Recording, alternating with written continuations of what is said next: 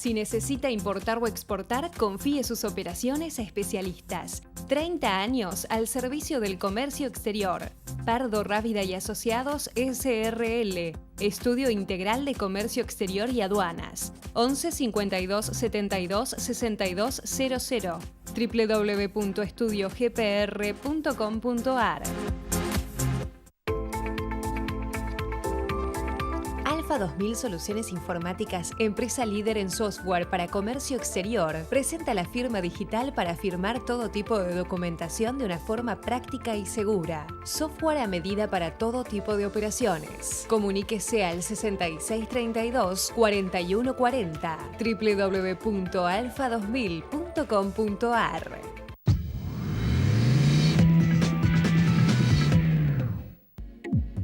Buenos días, bienvenidos a Mercado por Expertos, analizando el comercio exterior con Marcelo Rábida. Hoy me va a acompañar el doctor Osvaldo Hegyi, abogado de empresas. Buenos días, Osvaldo, ¿cómo estás? ¿Cómo te va, Bienvenido Claudia? a Mercado por Expertos. Muchísimas gracias por acompañarnos. Gracias a ustedes por la invitación. Bueno, a ver, recién iniciado el 2017 y cuando en los finales y en los comienzos de año uno se organiza, ¿no? Y una de las formas, claro, a nivel personal y también en lo que hace al rubro comercial, a las empresas. Una de las cuestiones que tiene que ver con el comercio exterior es obviamente cómo me organizo jurídicamente para poder realizar importaciones y exportaciones. Entonces, tenemos las dos figuras, las personas físicas y las personas jurídicas. Esta sería la primera pregunta, ¿no? Es decir, ¿cuáles son las alternativas que vos, como abogado de empresas, le podés presentar a una persona física o jurídica para que sea de su elección?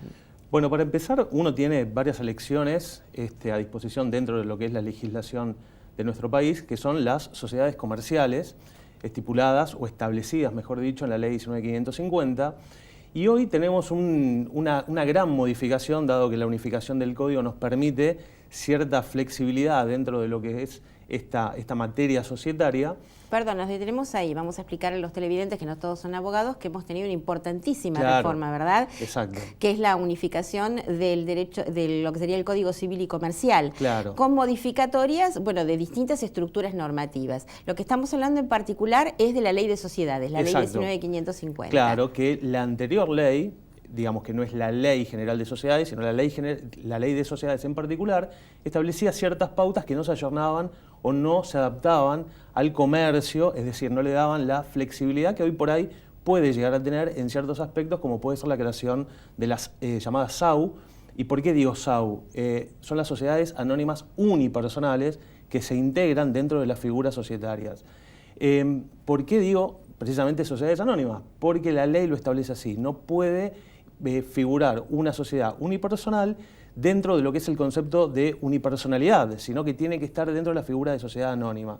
Este es un gran cambio que adopta la Ley de Sociedades Comerciales, aparte de otros cambios que tienen que ver con el régimen patrimonial de los cónyuges y demás. Para explicar este concepto que ya se presenta como complejo, ¿no? Sí. Porque una contradicción casi de sí misma, porque uno Fáctica, porque uno tiene la visión de lo que es una sociedad anónima con cuerpos colegiados internos, y estamos hablando de una persona física, ¿no es cierto? Es decir, estamos diciendo que una persona física puede constituir una SAU, es decir, una sociedad anónima unipersonal. Es la única alternativa que tiene. Es la única alternativa que tiene y que lleva a una solución, dado el contexto global de comercio, en un análisis macroeconómico que se puede llegar a adaptar, como en países como en Estados Unidos, Chile, Uruguay, que ya tienen adoptados esta figura, pero acá tenemos una materia compleja en este sentido.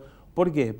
Porque por un lado la ley nos dice que es causal de disolución societaria cualquier otra figura que no sea la SAU, cuando el número de socios se reduzca a 1. Pero por otro lado nos permite funcionar dentro de la misma ley una sociedad unipersonal con esta característica, ¿no? Que es uno. Claro, exactamente. Entonces, Sí. por un lado no me lo permite y por el otro lado sí. Esa es la primera disyuntiva que se presenta. Te voy a hacer una pregunta. Una de las cuestiones que tiene no formar sociedades es que se elige la libertad, ¿no? Uno decide solito y solo. Exacto.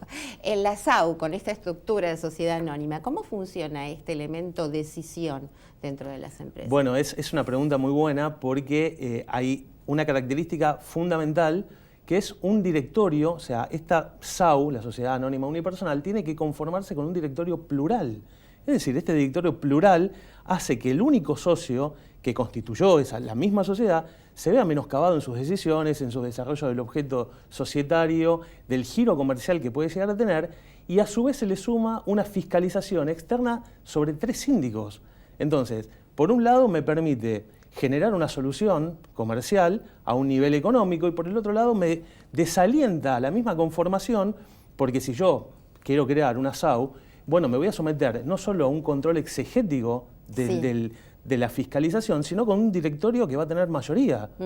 Entonces, cuando yo voy a crear la sociedad unipersonal, bueno, lo voy a pensar 2 veces antes de hacerlo, sino que, bueno, iré directamente por una SA o una SRL u otra figura. Es lo que te iba a decir, claro. Entonces no me va a permitir tomar ciertas decisiones por el excesivo control a mi criterio que va a tener esta sociedad. Exacto. Bueno, entonces, las otras alternativas, ¿cuáles son? Bueno, tenemos diferentes figuras, pero lo más relevante de las figuras como... Las más usuales, vamos. Y bueno, la SRL, la Sociedad Anónima... ¿Por qué una SRL y por qué una Sociedad Anónima? Bueno, las dos básicamente tienen... La SRL tiene un aporte de cuotas sociales y las sociedades anónimas tienen acciones, precisamente, pero lo que es más relevante en este sentido son las responsabilidades que va a tener el socio frente a los actos de comercio con respecto a la sociedad y con respecto a terceros.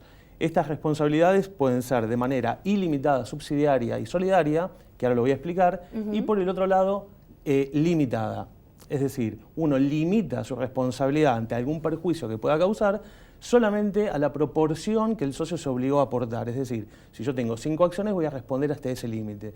De otra forma, si es ilimitada, como puede ser una sociedad colectiva, esa ilimitación que se puede dar, bueno, va a ser una responsabilidad mancomunada entre todos los socios y sí se va a poder atacar el patrimonio personal de cada socio. Esto es muy importante porque no se limita a lo que cada socio aportó, sino que puede ir al patrimonio personal según el perjuicio que pueda causar en los actos de comercio. Entonces, en este aspecto van a responder todos de la misma forma, mancomunadamente ante los hechos, si es una sociedad que tiene la figura de responsabilidad ilimitada, subsidiaria y solidaria. De otra forma, como una SRL, que la denominación misma lo está marcando, es una sociedad de responsabilidad limitada, como la sociedad anónima, y hay una característica muy importante que esta figura, diferenciándose de la unipersonal, permiten el aporte de capital para constituir la sociedad de un 25% y un plazo no superior a 2 años para integrar el 75% restante. En el caso de las sociedades anónimas unipersonales, se requiere el 100% de aporte al inicio de la Constitución. Entonces, seguimos con ese control exegético y de requerimientos demasiado amplio para el único socio que va a querer llevar su giro comercial. O sea que una pyme estaría como más cercana a una figura sin excluir que podría obviamente constituir una SA, está librado su criterio, pero como más cercana a una figura de una SRL, más cómoda, sobre todo una pequeña empresa, un emprendedor. Bueno, la doctrina habla de que no fue la mejor elección haber hecho una sociedad anónima unipersonal. No es lo que más favorece en este aspecto, sino que una SRL hubiera sido la figura adecuada precisamente por lo que vos estás diciendo. Claro.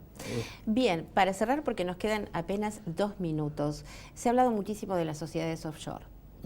Sí, es un tema muy delicado. Un concepto, y luego en otro programa vamos a desarrollarlo más ampliamente porque es realmente un capítulo aparte, ¿no? La sociedad offshore... no es ilegal. No, en términos... No porque lo ampara la ley. Exacto, está contemplado. Claro, porque son las sociedades creadas en el extranjero. Ahora, exacto.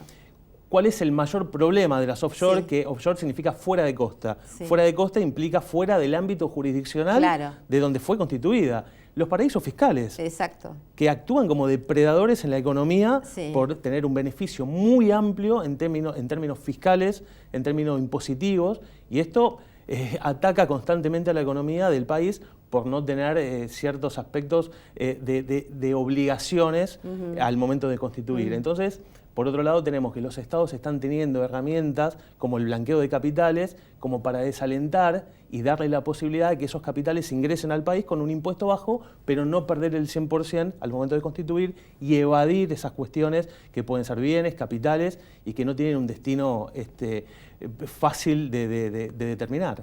Bueno, eso sería entonces otra alternativa dentro de un ámbito jurídico, que bueno, no es beneficioso obviamente al país, pero que existe la alternativa. Una sociedad offshore se puede crear en el exterior en tanto y en cuanto cumpla con los requerimientos de ese Estado. Que se declare, Claro, exactamente. Fundamentalmente que se declare. Y si uno quiere venir con una sucursal, bueno, tiene que adaptarse a algunas de las figuras que requiere la legislación argentina. Bueno, eso me interesa mucho, así que, porque es una figura que se maneja muchísimo por sociedades vinculadas y demás en el comercio internacional, así que le vamos a dar un espacio aparte, Osvaldo, en otro programa.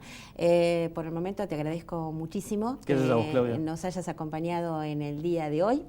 Y bueno, entonces nos estamos despidiendo para nuestro próximo programa de Mercado por Expertos, como siempre, aquí por Metro. Muchísimas gracias.